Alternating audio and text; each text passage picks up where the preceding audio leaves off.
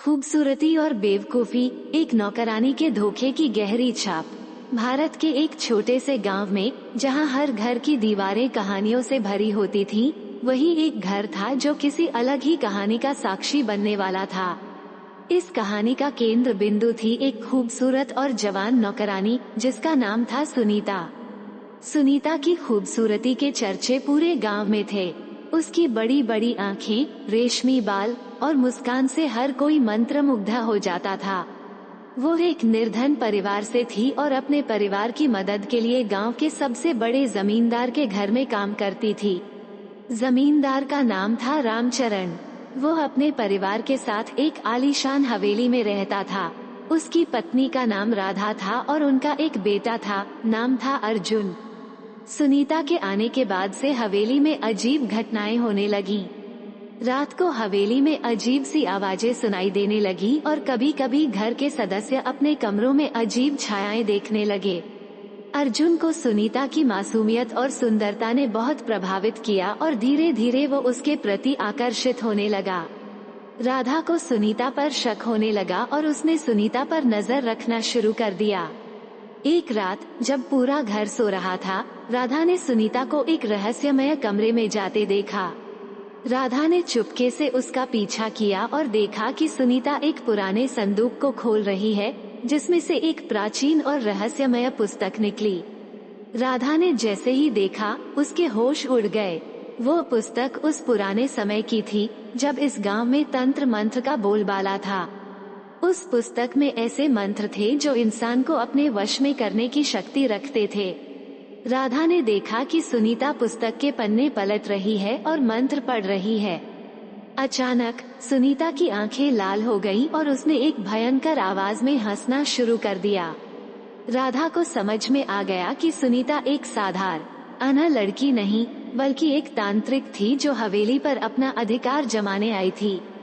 उसी पल राधा ने सुनीता को रोकने का फैसला किया और एक प्राचीन तावीज निकालकर सुनीता पर फेंका, जिससे सुनीता का भयंकर रूप तिरोहित हो गया और वो बेहोश होकर जमीन पर गिर पड़ी। हवेली में सब कुछ फिर से सामान्य हो गया, लेकिन इस घटना ने सबको सिखा दिया कि बाहरी खूबसूरती के पीछे छुपी हुई सच्चाई कितनी भयावह हो सकती है। अर्जुन एक हैंडसम और होशियार युवक था, जिसने शहर में पढ़ाई की थी। जब वो घर वापस आया तो उसने पहली बार सुनीता को देखा। सुनीता की खूबसूरती ने अर्जुन को मोह लिया। उसकी मासूमियत और चंचलता ने अर्जुन के दिल को छू लिया। दोनों के बीच की मुलाकातें बढ़ने लगीं और धीरे धीरे यह मुलाकातें प्यार में बदल गईं। अर्जुन और सुनीता की यह प्रेम कहानी छुप छुप कर होती थी। अर्जुन ने सुनीता से वादा किया था कि वो उसे अपनी पत्नी बनाएगा, लेकिन सुनीता जानती थी कि उनका समाज इस प्यार को कभी स्वीकार नहीं करेगा। फिर भी उसने अपने दिल की सुनी और अर्जुन के साथ अपने प्रेम में खो गई। एक दिन जब वे दोनों एकांत में मिल रहे थे, तभी सुनीता के चाचा ने उन्हें देख लिया। उन्होंने दोनों को धमकी दी कि यदि यह प्रेम कहानी खत्म नहीं हुई तो इसके गंभीर परिणाम होंगे। अर्जुन और सुनीता ने चाचा की धमकी को नजरअंदाज कर दिया, लेकिन उन्हें अंदाजा नहीं था कि चाचा ने उनके खिलाफ षड्यंत्र रच रखा था।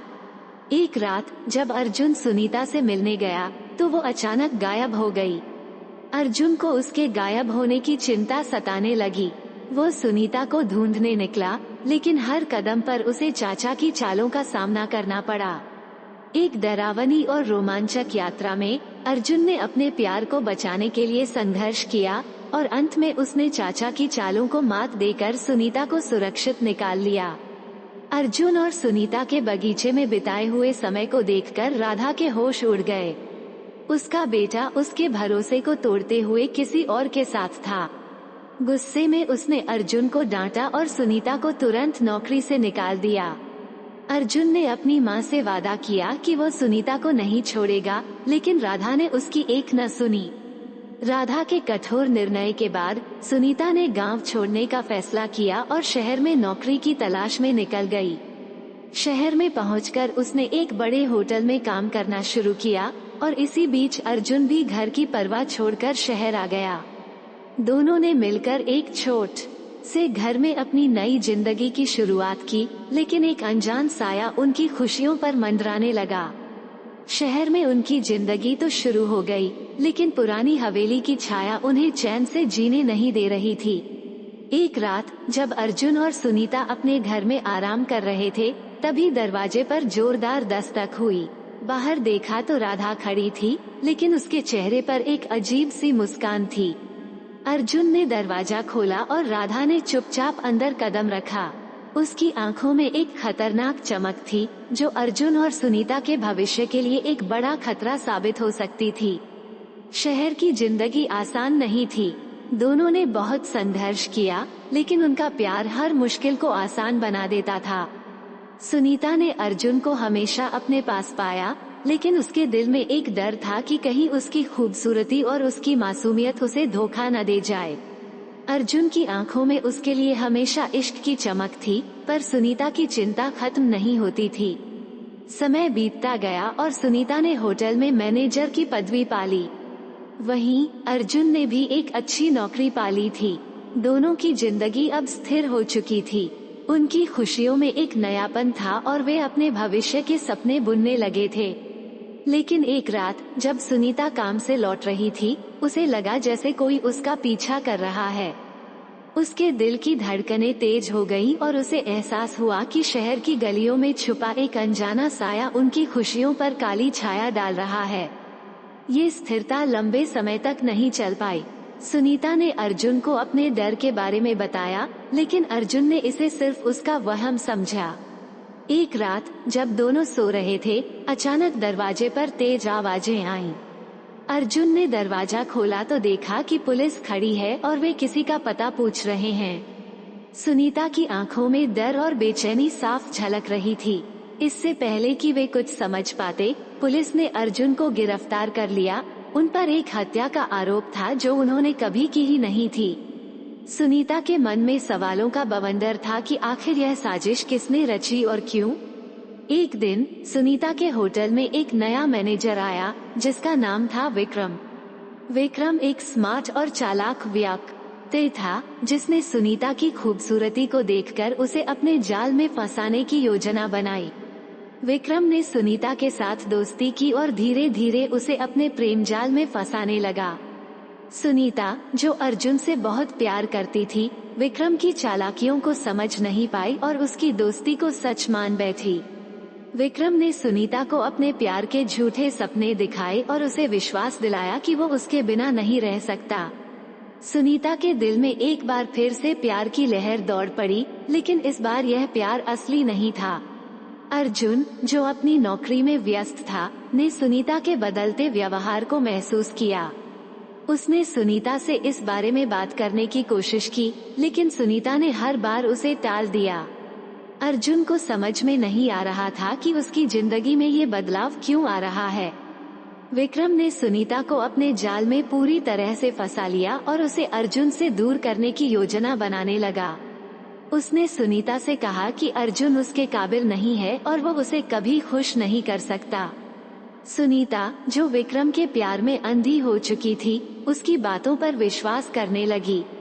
एक दिन विक्रम ने सुनीता को एक पार्टी में बुलाया और वहां उसे अपने साथ रात बिताने के लिए मजबूर किया। सुनीता ने विक्रम की बात मान ली और अर्जुन को बिना कुछ बताए पार्टी में चली गई।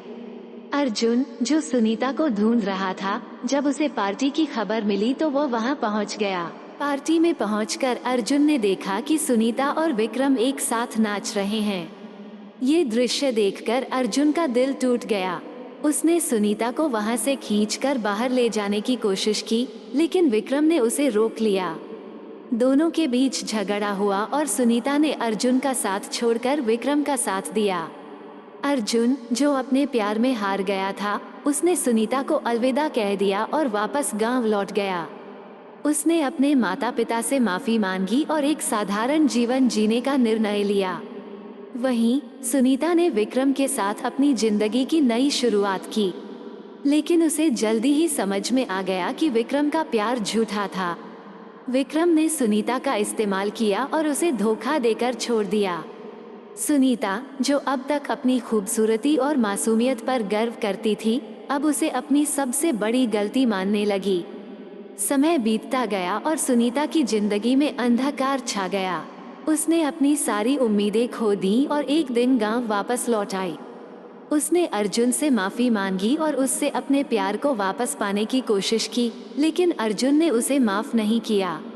अर्जुन ने कहा कि वो अब अपने माता पिता के साथ रहकर उनकी सेवा करना चाहता है और उसे अपने जीवन में कोई और नहीं चाहिए। सुनीता ने अर्जुन के निर्णय को स्वीकार कर लिया और गांव में ही एक साधारण जीवन जीने का निर्णय लिया। उसने अपनी गलतियों से सीखा और खुद को दूसरों की सेवा में लगा दिया। इस कहानी से यह सीखने को मिलता है कि खूबसूरती और मासूमियत केवल बाहरी आभा होती है, लेकिन सच्चा प्यार और विश्वास जीवन की असली धरोहर होते हैं।